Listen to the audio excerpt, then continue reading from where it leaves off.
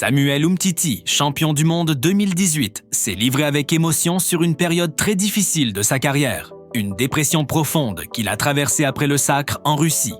Alors que son but contre la Belgique l'avait propulsé au rang de héros national, le défenseur français explique qu'il a rapidement sombré dans un mal-être silencieux, qu'il gardait pour lui depuis des années.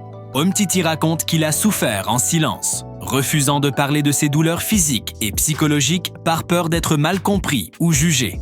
L'enchaînement des blessures, les critiques, la pression médiatique et la sensation d'être oublié ont progressivement miné sa confiance. Il confie avoir perdu le plaisir du football, au point de ne plus se reconnaître sur et en dehors du terrain. Ce témoignage rare met en lumière la réalité souvent cachée derrière les trophées, la gloire et l'image des champions, la fragilité humaine.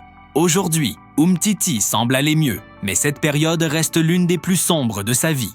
La confession de Samuel Umtiti est un rappel puissant de ce que vivent de nombreux footballeurs de haut niveau derrière les projecteurs. Son histoire incarne l'écart immense entre la perception extérieure, celle d'un champion, d'un héros, d'un joueur accompli, et la réalité intérieure faite de douleur, de solitude, d'attentes irréalistes et de pression permanente.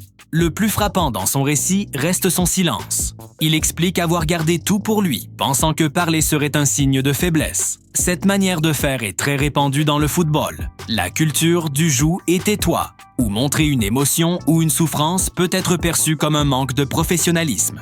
Mais la vérité est que les joueurs sont soumis à une pression psychologique considérable. Charge médiatique, critiques permanentes, blessures, isolement, manque de soutien émotionnel.